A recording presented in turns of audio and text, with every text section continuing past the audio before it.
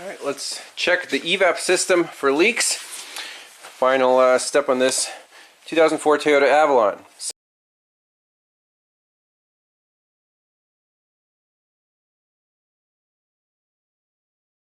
So, smoke machine's hooked up. Pop off that green service port and just put the smoke machine line going back towards the canister, and I'll link the video where I explained the Toyota system, classic EVAP system here. So this is a vent solenoid for the canister. So when we turn on the smoke machine, you'll see where the smoke starts coming out, and we'll need to block off those ports.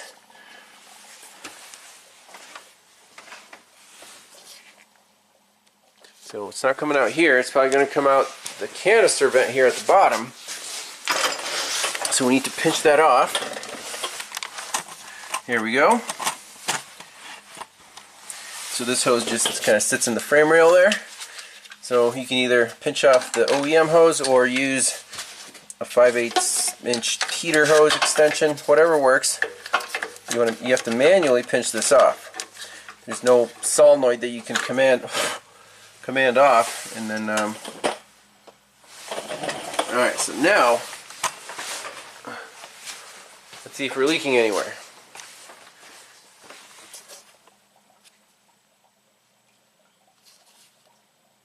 Okay, so that's not going to, that's a one-way hose going there. Just want to make sure that there's nothing coming out of there.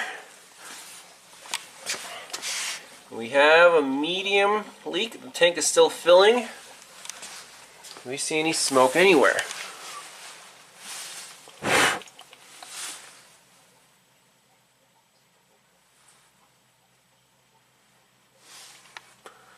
A very common spot for these to leak is the filler neck. There's a little pipe that's welded to the big pipe up here, and a little pinhole rusts through because this thing is enclosed in this plastic with some foam. Moisture collects there and boom, rusts through, even though this car looks pretty mint underneath. So let's make sure there's no other leaks here.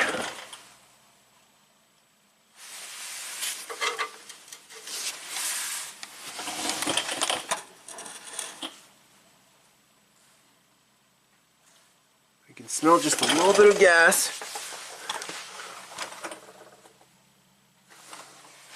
And we're almost not leaking, so let's wait until that bottoms out. Maybe that was a false code. Alright, so I took off this silly plastic clamshell, and everything looks absolutely mint. How can this thing be rusty? Well, there's the hole. It's exactly where every Avalon rusts through, right at that little connection. I can plug it with my finger and there'll be 0 leaks. So in this case, since everything looks so mint, and the only issue is that connection right there. See that little rusty spot? So what I do is put a little plumber's putty on there and just kind of squeeze it into the hole, and that makes it last at least another few years. But I would say it's a design flaw because you have this foam here, so the foam is always wet and it's sitting up against that little metal pipe, and it just rusts through right in one spot. Unfortunate. So this is the stuff I was talking about. Just plumber's putty. Take a piece of it. Make sure it's soft. This one's a little old, but it's still pliable. And we're just gonna put it right up around the entire junction of that little pipe to the big pipe, and then we'll do another leak check, make sure everything's perfect, and ship this car. And this should last at least a few years. And then I don't know, the owner probably doesn't care about emissions inspections, but I've seen fixes like this. I mean, you could use JB Weld for a little more permanent solution. This will work just fine. There's the fix. See, putty is all the way around. Absolutely no hissing, no leaks. So I think it should last a while.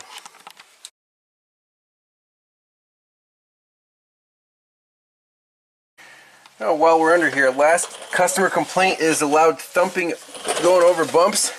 Sounds like it's coming from the back. Wow.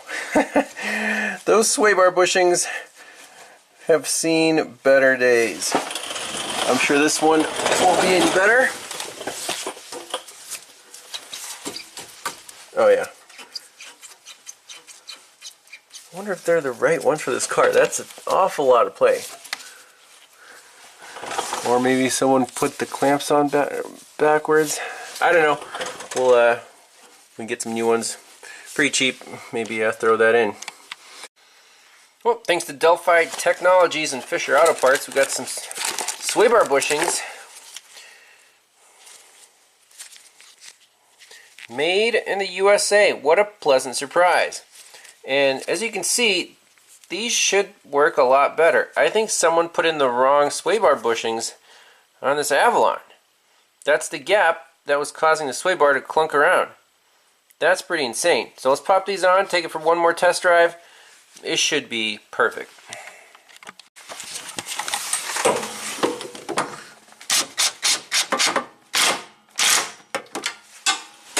Perfect. Awesome.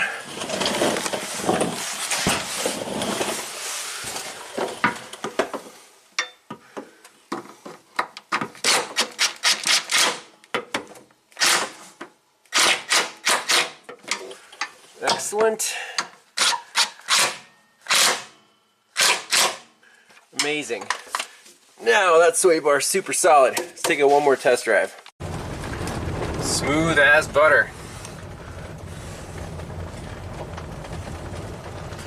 Alright, Avalon is back in business. Nothing else left to fix. It's perfect. Should last many, many more miles. Thanks all for watching. We'll see you in the next one. Bye-bye.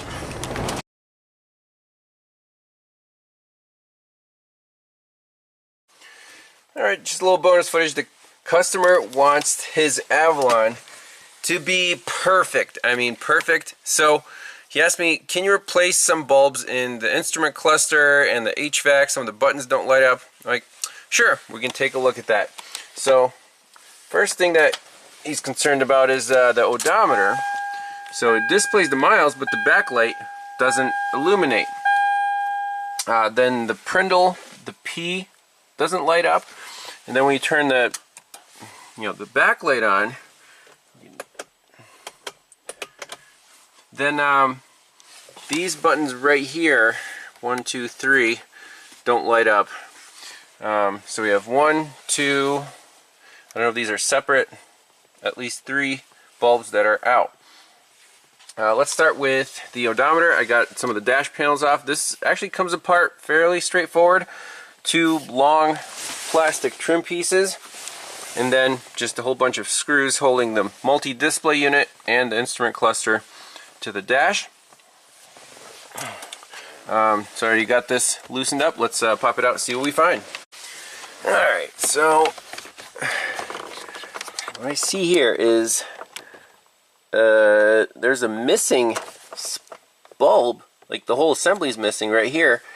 And I think that's for the backlight. An easy way to check is just take your headlamp and flash it from the backside, and yep, sure enough, that is the backlight.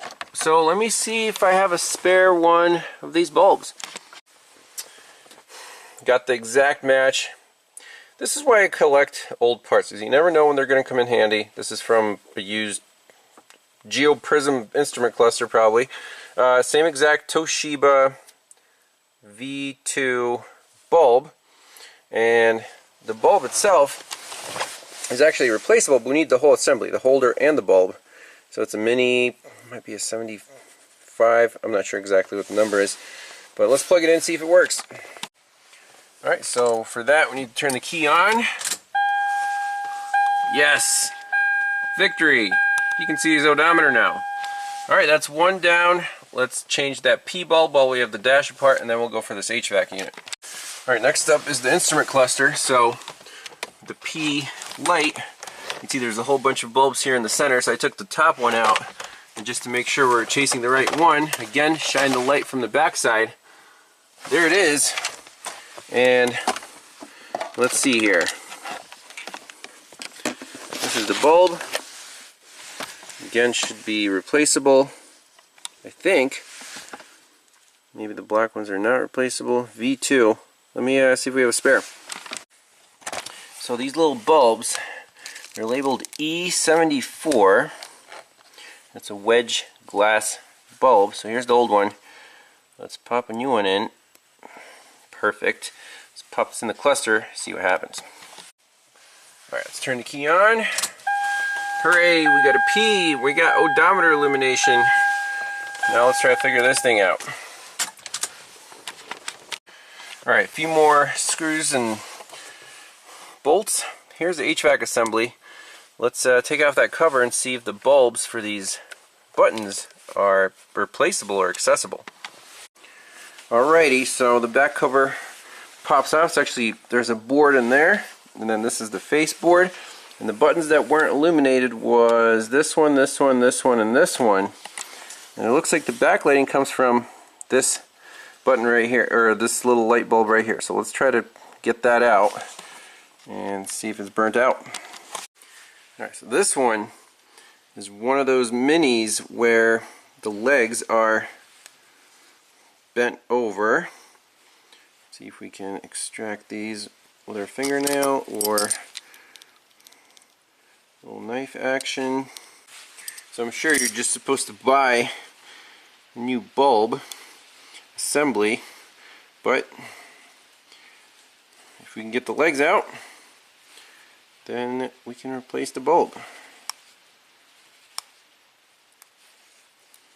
This Avalon will be back on the road.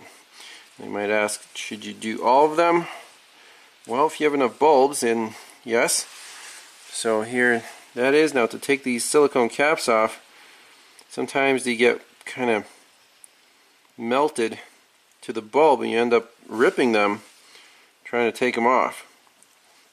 So just kind of gently work around the edges, try to unstick it.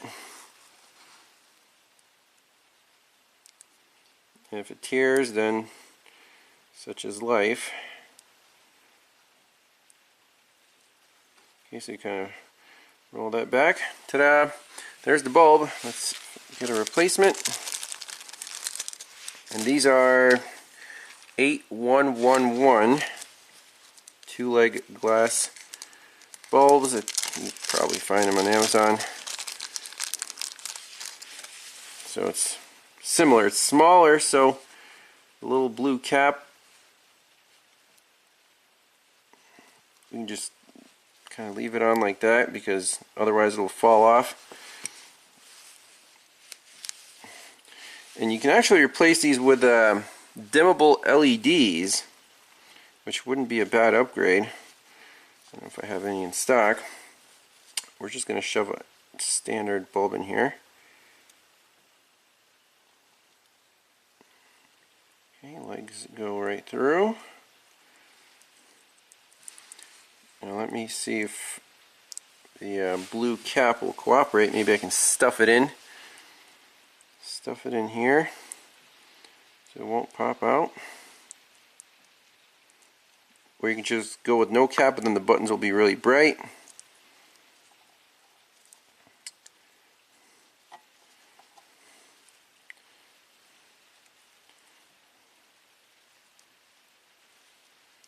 So, not bad.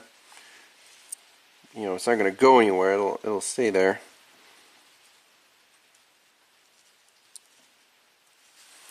And then just bend the legs around OEM style.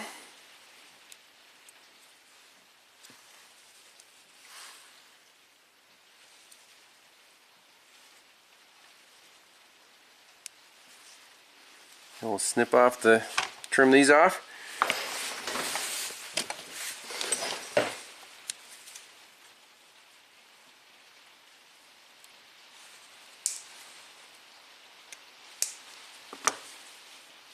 Stuff these in here.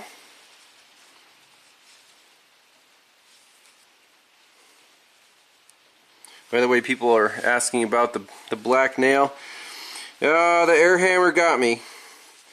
I got a little sloppy doing a Subaru wheel hub. I had the hub off the car using the the bolts kind of extraction method, but the backing plate was still on the hub, so I was just holding the backing plate trying to hammer the hub out of the way, and then the air hammer slipped in one hit. That was enough. So sometimes you got to learn lessons the hard way. Alright, here we go. Turn the taillights on. Victory. Uh-oh, now these don't light up. Let's replace one more bulb. So we replaced this one. We got to replace all of them. So we got 1, 2, 3, 4, 5, 6 more. Got to do them all. Well, we can't stop now. We got to replace the 3 backlight bulbs as well since we're here. So 10 bulbs total. I'm almost out of bulbs. Got to reorder, but should be as good as new and last another 20 years. Alright, here, moment of truth. So parking lights. Yes, all the buttons light up, and if you turn the key on, the backlight comes on.